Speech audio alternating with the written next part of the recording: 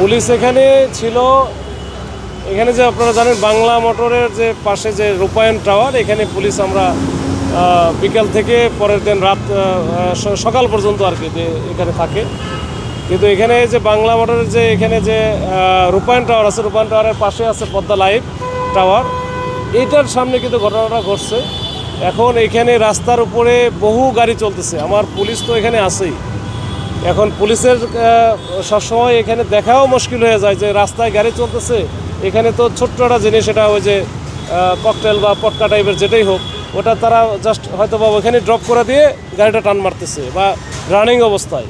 তো এটা যতক্ষণ পর্যন্ত এটা শব্দ হচ্ছে বা ধোঁয়া বের হচ্ছে তত তারাই কিন্তু আসলে বোঝা মুশকিল। এখানে তো হাজার হাজার গাড়ি চলে, মানে এক মিনিটে মনে হয় কয়েকশো গাড়ি চলে।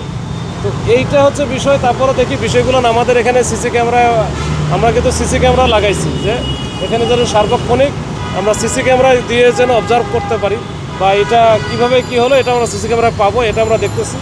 ঘটনাটা ছিল প্রায় 11টার কাছাকাছি সময়ে কিছু একটা হবে। তো এটা নিয়ে আমরা কাজ করতেছি।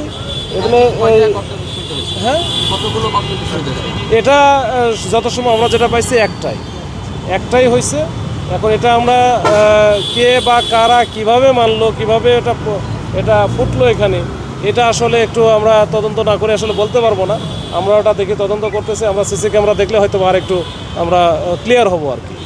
বারবার এই ঘটনা ঘটছে, সামনে কি আরো বড় ধরনের কোনো হুমকি আছে কিনা, এই বিষয়গুলো আপনারা খতিয়ে দেখছেন? আমাদের যেহেতু ফোর্স আছে, পুলিশ আছে, আমাদের পেট্রোল টিম থাকে।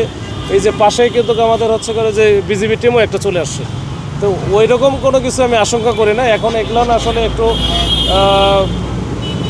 আমরা দেখি, এটা আমরা সিরিয়াসলি নিছি, এটা আমরা কাজ করতেছি, তারপরে হয়তো বলতে পারবো। কাজ চলতেছে। আমরা কিন্তু ওই যে এই ঘটনার সাথে জড়িত কয়েকজনকে ধরাও হচ্ছে। তো এগুলো বিভিন্ন, এটা এমন না যে